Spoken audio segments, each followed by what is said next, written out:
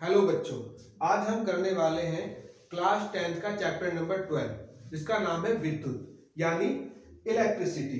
इसमें से एक न्यूमेरिकल 3 नंबर में आता ही आता है और इसके न्यूमेरिकल बड़े आसान होते हैं, बस थोड़ा सा समझना है। इसके लिए दो फॉर्मूले हमारे पास दिए गए हैं, श्रेणी क्रम संयोजन और समांतर क्रम संयोजन।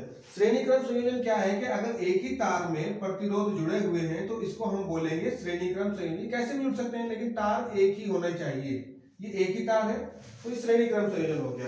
अब समांतर क्रम संयोजन क्या होता है कि तीन अलग अलग तार हैं, तीन अलग अलग तार हैं और तीनों के प्रतिरोध आपस में जुड़े हुए हैं, तो इसको हम बोलते हैं समांतर क्रम संयोजन।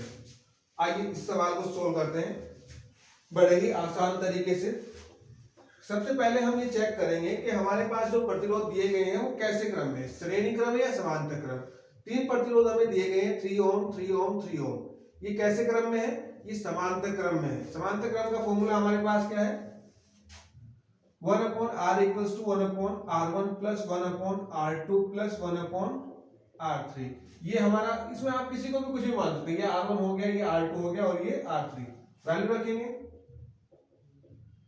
1/3 प्लस 1/3 प्लस 1/3। सॉल्व करेंगे, 3 एलसीएम आ गया, 1 plus 1 plus 1 is equals to 3/3। काटेंगे तो कितना आएगा?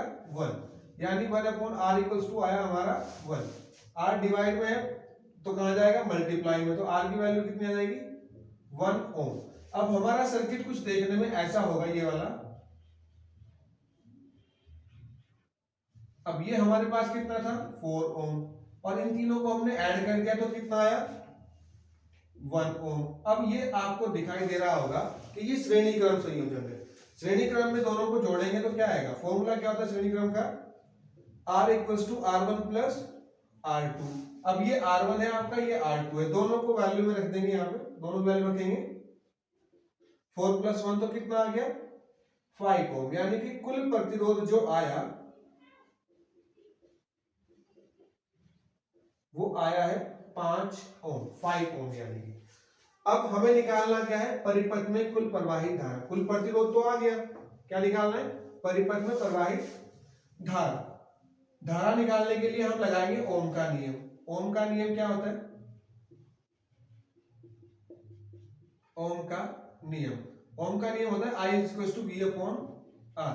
ये वाली जो वैल्यू दी गई है हमें, ये V की वैल्यू होती है। मैं इसको इधर लिख देता हूं यहाँ पे, V is equals to 6 volt. V is equals to 6 volt होता है। तो V की वैल्यू भी है हमारे पास और R की वैल्यू भी हमने निकाल ली है। कुल प्रतिरोध जो आ गया हमारे पास ये 5 ओम। दोनों की वैल्यू फॉर्मूले में रखेंगे और आंसर आ जाएगा। I इक्वल्स टू V की वैल्यू कितनी है? 6 और R की वैल्यू कितनी है? कुल प्रतिरोध कितना है? 5 ओम। डिवाइड करेंगे तो कितना आएगा? ऐसे डिवाइड कर सकते हैं, 5 1 जा 5, कितना बचा? 1। पॉइंट लगाएंगे, 0 बढ़ाएंगे, 5 2 जा 10, तो कितना आया? 1.2 एम्पियर। ये आ गई हमारी कुल विद्युत धारा और ये वाला हमारा क्या है? कुल विद्युत प्रतिरोध। नोट कीजिए।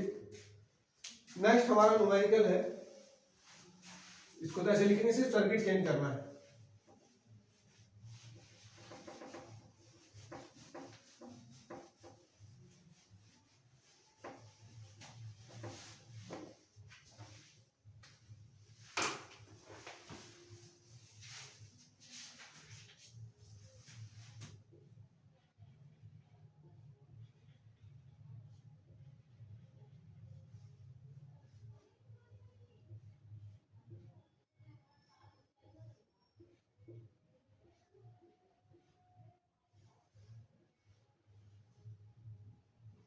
कुछ इस प्रकार हमारा सर्किट दिया हुआ है यहाँ पे।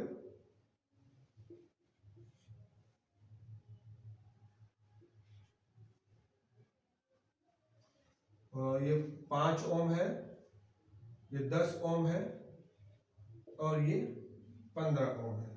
और सवाल कुछ उसी प्रकार से है जैसे पहले पूछा गया था आपसे कि कुल प्रतिरोध बताना है और इसमें कुल धारा का मान बताना है। अब आप देख रहे हैं कि कैसा क्रम है ये। इसको R1 मानेंगे, इसको R2, इसको R3। मैं लिख भी देता हूं R1 R2 और R3। तो कैसे क्रम में है? श्रेणी क्रम में है। श्रेणी क्रम का फॉर्मूला आपको दिया गया है R equals to R1 plus R2 plus R3। Add कर देंगे simply R is equals to R1 plus R2 plus R3। R की वैल्यू, R1 की वैल्यू 5, R2 की वैल्यू 10 और R3 की वैल्यू 15। कितना हो गया? 15 और 15 30 ओम। ये आ गया आपका कुल प्रतिरोध। कुल प्रतिरोध हमारा आया 30 ओम। और V की वैल्यू हमको क्या दी गई है? 10 वोल्ट। निकालना क्या है? परिपथ में प्रवाहित धारा। तो इसको किससे निकालेंगे? ओम के नियम से। ओम का नियम क्या होता है? लिखा हुआ है आपके सामने ओम का नियम I equals to V upon R। V की वैल्यू कितनी है? 10। R की वैल्यू कितनी है? 30। I इज इक्वल टू 10 को 30 से डिवाइड करना है। 0 से तो 0 कैंसिल हो जाएगी। अब 1 को 3 से डिवाइड जब आप करोगे तो ना चलने की 0 आएगी, पॉइंट लगाएंगे, 0 बढ़ाएंगे, फिर 3 3 9, फिर से 1 आ जाएगा। ऐसे ही कंटिन्यू चलता जाएगा। तो इसको हम क्या लिखते हैं? 0.34। जब कंटिन्यू चलता है तो एक बढ़ा के लिख देते हैं एम्पियर।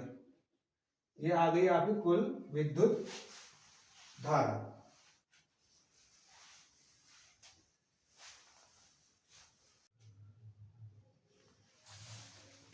ये जो न्यूमेरिकल है ये 2019 में आया हुआ है, वो भी 4 नंबर में, और बहुत आसान न्यूमेरिकल है। सिर्फ थोड़ा सा समझना है आपको कि कौन सा प्रतिरोध कैसे क्रम में जुड़ा है, श्रेणी क्रम में कौन सा है, समांतर क्रम में कौन सा है। आइए समझते हैं। बड़ा ही इजी न्यूमेरिकल है। सबसे पहले देखेंगे कि दोनों प्रतिरोध कैसे क्रम में है। एक ही तार में है तो इसका मतलब ये श्रेणी क्रम में होंगे। फिर नीचे वाले दोनों प्रतिरोध एक ही तार में है तो दोनों कैसे क्रम में होंगे? श्रेणी क्रम में होंगे। सबसे पहले इन्हीं को सॉल्व करते हैं। इसको मैं R1 ले लेता हूं, इसको मैं R2 ले लेता हूं। तो श्रेणी क्रम का जो फॉर्मूला है वो आपके सामने लिखा हुआ है R equals to R1 plus R2 plus R3। सबसे पहले मैं इसको R1 ले लेता हूं और इसको R2, और इन दोनों को हम श्रेणी क्रम में जोड़ देते हैं। तो R इक्वल्स टू क्या हो जाएगा? R1 प्लस R2, यानी R इक्वल्स टू आपका कितना आया? 20 प्लस 10, यानी कि टोटल कितना हो गया? 30 ओम इस वायर का। अब ये वायर आपको कुछ इस प्रकार से दिखाई देगा। दोनों को जोड़ के कितना आया? 30 ओम। अब हम इन दोनों को जोड़ लेते हैं। अब R1 R2 इन दोनों को ले लेते हैं, R1 R2, और दोनों को कैसे क्रम में जोड़ते हैं? श्रेणी क्रम में, क्योंकि एक ही वायर में है। तो श्रेणी क्रम में जोड़ेंगे, क्या आएगा? R equals to R1 plus R2, यानी कि R1 कितना है इस बार? 5। इसको बार बार ना लिखे, डायरेक्ट अगर जोड़ दे तो अच्छा रहेगा। 5 प्लस 25, तो ये भी कितना आ जाएगा? 30 ओम। ये दोनों एक जैसे लग रहे हैं तो इनको थोड़ा अलग करने के लिए आप यहाँ पे डैश लगा सकते हैं और इसको R डैश, या इसको कुछ और मान सकते हैं, आपकी मर्जी है, कोई प्रॉब्लम नहीं। इसको R डबल डैश ले सकते हैं। ये R डैश है तो ये R डबल डैश। अब दो, इसका भी कितना आया? 30 ओम। तो ये भी कैसा दिखाई देगा? 30 ओम। चूंकि दोनों के पॉइंट जुड़े हुए हैं तो हम इनके पॉइंट जोड़ देते हैं ऐसे। अब आपको दिख रहा होगा दोनों कैसे क्रम में है? समांतर क्रम में। समांतर क्रम के लिए फॉर्मूला सामने लिखा हुआ है, बड़ा इजी फॉर्मूला है। 1/r is equals to 1/r1 plus 1/r2। लेकिन हमारे पास क्या है? r डैश, और ये वाला कितना है? r double dash. तो इस तरीके से ले सकते हैं 1/r dash plus 1/r double dash. तो 1/r इज इक्वल्स टू कितना हो जाएगा? r डैश की वैल्यू भी 30 है और r डबल डैश की वैल्यू भी 30 है। तो 1/30 प्लस 1/30 करेंगे, 1/r is equals to 30, LCM आ जाएगा, 1 प्लस 1 हो जाएगा, तो ये हो जाएगा 2/30। काटेंगे, 2 1 जा 2, और ये 15 टाइम कट जाएगा। तो 1/r इज इक्वल्स टू कितना आया? 1/15। 15 डिवाइड में इधर मल्टीप्लाई में जाएगा, r इधर डिवाइड में इधर मल्टीप्लाई में जाएगा, यानी क्रॉस मल्टीप्लाई हो जाएगी। तो r इक्वल्स टू कितना हो जाएगा? 15 ओम। सबसे पहले हमें कुल प्रतिरोध पूछा गया था, तो कुल प्रतिरोध हमारा कितना आया? 15 ओम। अब इसमें जो बैटरी दी गई है वो बैटरी यहाँ पे मैंने नहीं लिखी है, पेपर में आया था, तो बैटरी दी गई है इसमें 24 वोल्ट। 24 वोल्ट। तो यानी V की वैल्यू कितनी है 24 वोल्ट।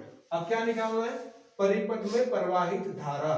तो परिपथ में प्रवाहित धारा के लिए क्या करेंगे, हम ओम का नियम लगाएंगे। ओम के नियम से, अब मैंने ओम का नियम भी लिखा हुआ है साइड में। ओम का नियम क्या होता है, I equal to V upon R. V upon R, V की वैल्यू कितनी है 24 और आर की वैल्यू कितनी है 15। तो लिखेंगे यहाँ पे 24/15, डिवाइड कर देंगे आंसर आ जाएगा। डिवाइड करते हैं 24 को 15 से, 15 एकम 15, यहां पे बचा 9, पॉइंट लगाया 0 बढ़ाया, 15 छक्की 90। तो आंसर कितना है 1.6, यानी जो विद्युत धारा आई वो 1.6 एम्पियर आई है। इस प्रकार ये न्यूमेरिकल बड़ी आसानी से सॉल्व हो जाता है। अगर आपको 2 फॉर्मूले याद हैं और सर्किट को समझने का तरीका आता है तो आपके 4 नंबर पक्के हो जाते हैं।